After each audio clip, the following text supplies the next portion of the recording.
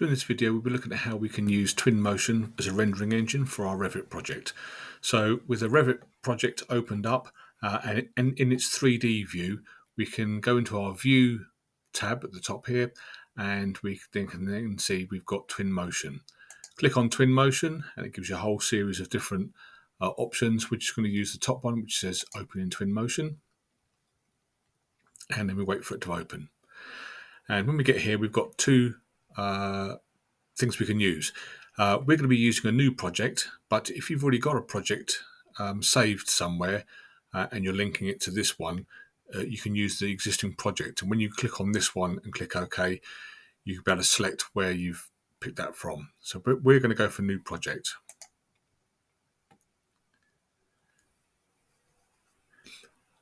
So here we can see it opened up in Twinmotion, and we can see that we've got this starting base that we've got down here, which is a large marble ball and then this plinth. We don't really want that in our project. So up in the top right hand corner here, we've got our scene selection, and we can see we've got our starting base here and all the things contained within the starting base, which are these bits here. So if we just click on the eye, we can then hide that starting base, and that gets rid of that. Whilst we're in this, we've got the basic materials that came from Revit. So we've got the brickwork and some of the timber and the grass and the block pavers that came with the Revit project. We can change all of these. We don't have to keep these. Whilst we're in this view, just quickly go over what we've got down here. So we've got the time of day, we've got our exposure, we've got things like weather, so we can have it raining if we want, or not. We can also have it with snow, so we can see what it's like in the winter, and we can turn it back. We've also got its location, so where north is in relation to sun path travel and stuff like that. So that's a few things you can play around with as well. Whilst we're in this view we've got here, we can also see on the left hand side here we've got our library with all our materials. We can start turning things off to make our picture bigger, so we can turn off library, that hides that.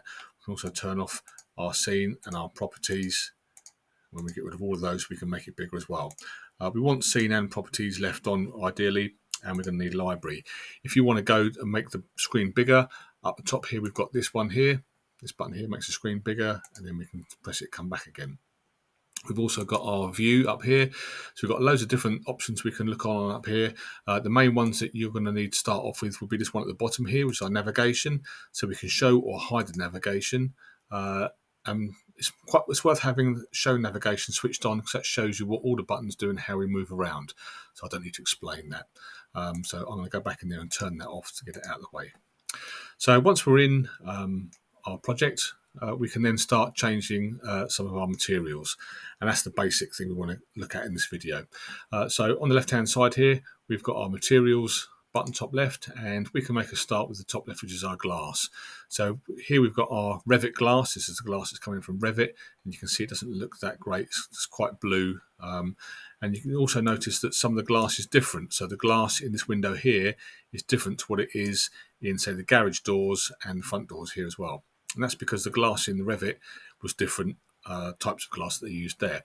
So we're going to open up glass, and then we've got loads of different types of glass that we can use. I quite like the reflective glass, so I literally just left click on the glass and then drag it and then apply it to where I want it to be. In this case it will be the windows, and then we can then zoom in, and then we can see it's got a slight reflection, but we can also see through it. Whilst we've got that open, in the right hand side in our properties box, we've got different types of glass. We've got standard glass, or we can colour it as well, and then we can go in and change the colour of it. We've got the tint down here, so you can go in and you can change things to different colours. You could lower the tint for it, for instance, so you could actually turn it so it's got a slight black tint to it. We've got the opacity, so how much you can see through it or not. So if you want frosted glass in bathrooms and stuff like that. We've got, when we get down to the bottom here, we've got some other bits and pieces that we can play around with. The imperfections one is starting to get really up close detail, so we can have things like fingerprints and stuff like that, but you can't really see that until you zoom right into it. So it's something you probably wouldn't use as part of a project when you're looking this far away. You can see that the glass now is very different on the windows as it is to, say, the garage doors and the glass in the front door there. So you'd need to drag and drop that, and it'll do the same onto there. So you can now see that they're both changed. Once we've changed it on one pane, you'll notice that it's changed in all of the panes, and that's because in Revit, whatever material you've got set is what will come up on your project. So everything's linked. So for instance, just trying to get the roof here. So if we change the roof materials, for instance, I'll go into materials again. This time I'm going to go down to roof coverings, and then we've got loads of different tiles and felt shingles and cedar shingles and stuff like that. I'm going to choose, I think this one. Yeah, this one looks pretty good. This is a looks like a natural slate. So again, I'm trying to drag that and copy that, and you can see that everything changes. Now with these slates, for instance, when we zoom in, we can see that we've got, it's all very small. The slates are far too small for what we want them to be, so to make them realistic. So with that, we can then come up to this portion, the UV portion, and we've got the scale slider, and we can make them really tiny, and we can make them quite large as well. And I normally find that getting to 10 is usually about the right sort of size. You can go higher than 10, not on the slider, but by clicking on the actual number, you could type in there 15, for instance, and it makes them even bigger. I'm going to keep that at 10.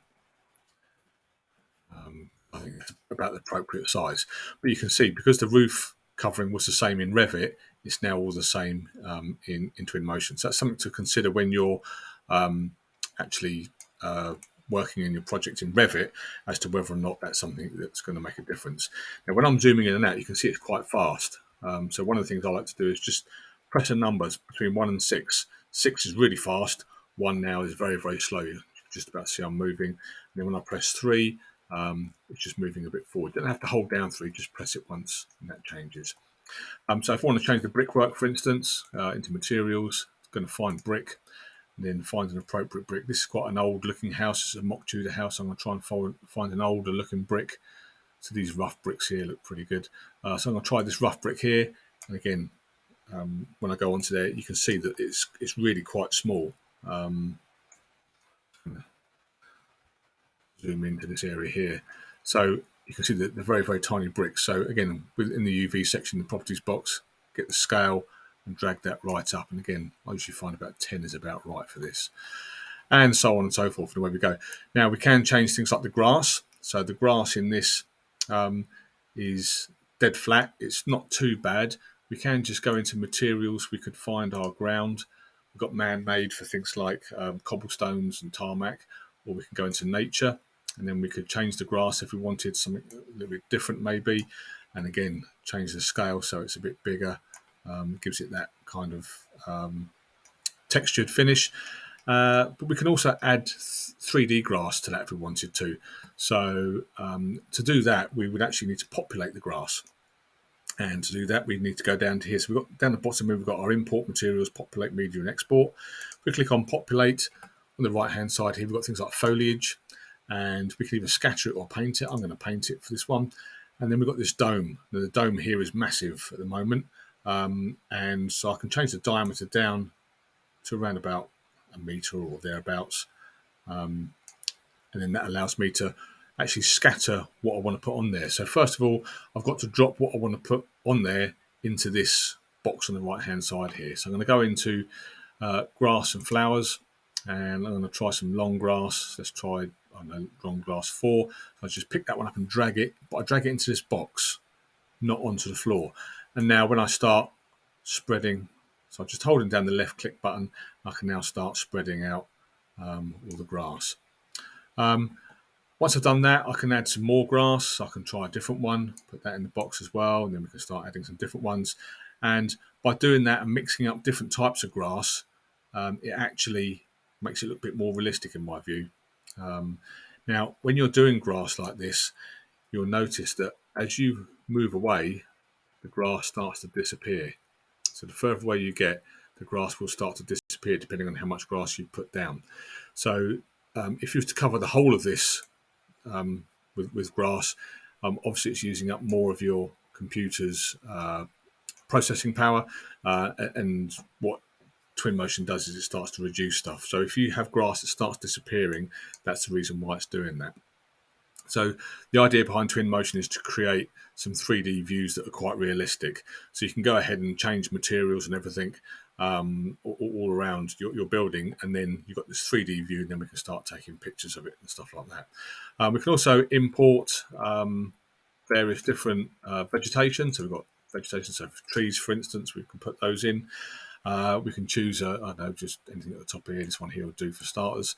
And then we can sort of drag a tree in and just drop that down. Once we've done that, we could maybe go for some bushes. So we can just try, I don't know, something like this, and just drop a bush down there somewhere.